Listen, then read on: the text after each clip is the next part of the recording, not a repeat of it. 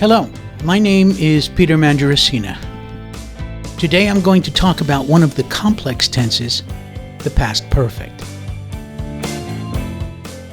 The past perfect expresses an activity that was completed before another activity in the past. That's why it's called a complex tense. Here you can see a graphical representation of the past perfect. On this timeline, the present is where we are now. This is the past, and this is the past perfect, which can be considered a remote past, or as I said in the beginning, the past of the past. Let's talk about using the past perfect for two sequential actions in the past. Here we are in the present. The action that happened first is in the remote past. I ate breakfast at 7 a.m. And then another action happens, closer to the present, and after the first action. I got to work at 8:30 a.m. If the sequence of events is not clear, then we use the past perfect to clarify, as in the case of using when or by the time. The past perfect is made up of at least two clauses, a time clause starting with when, by the time, or another time marker. This clause is conjugated for the simple past. For example, when I got to work.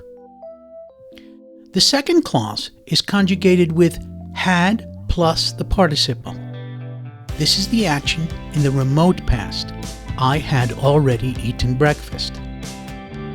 You can switch the two clauses around. For example, when I got to work, I had already eaten breakfast, or I had already eaten breakfast when I got to work. There are other possibilities using other time markers, such as by the time plus a clause. By the time I got to work, I had eaten breakfast. Or you can use by plus a specific time in the past. By 8:30, I had already eaten breakfast.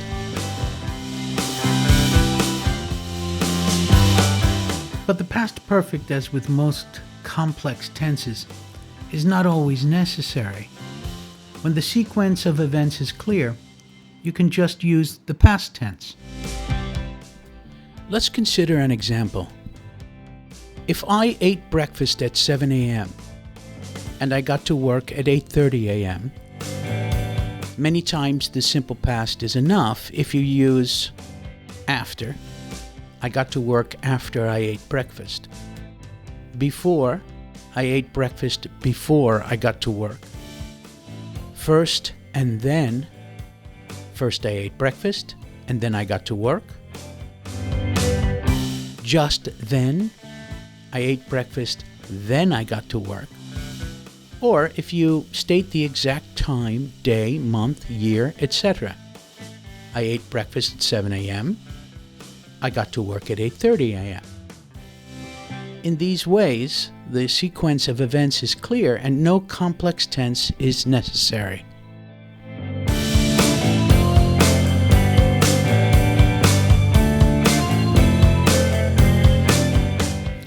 Let's take a look at some examples of using the simple past compared to using the past perfect. First, I brushed my teeth and then I went to bed. It can also be expressed as by the time I went to bed, I had brushed my teeth. I read the newspaper before I went to work. It can also be expressed as when I got to work, I had already read the newspaper. And we went to the movies after we had dinner can also be expressed as we had already had dinner when we went to the movies.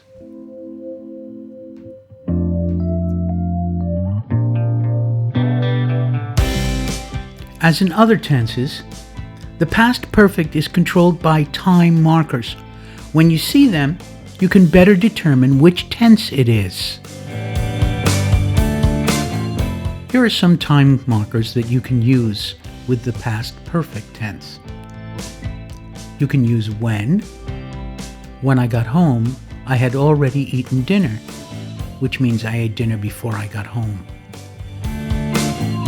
You can use by the time or by the time plus time in a clause. For example, by the time I was 18, I had learned to drive. So with by and an exact time, you can also use by 6 p.m. or by Friday, by next week, by March, by 1999, etc. By Friday, I had already finished the report. By 1995, I hadn't learned Spanish yet, and by 6 p.m., I had done my homework. The past perfect also has a progressive form, indicating an ongoing action in the remote past that was interrupted by another past action.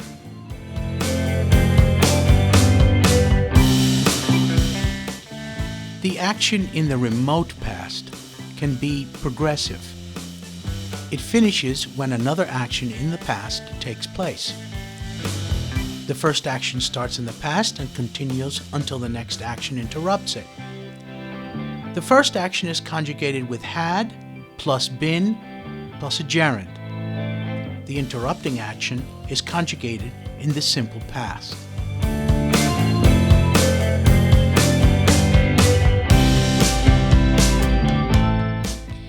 And that concludes our discussion of the past perfect. For more information, please visit my website, petermandracina.com.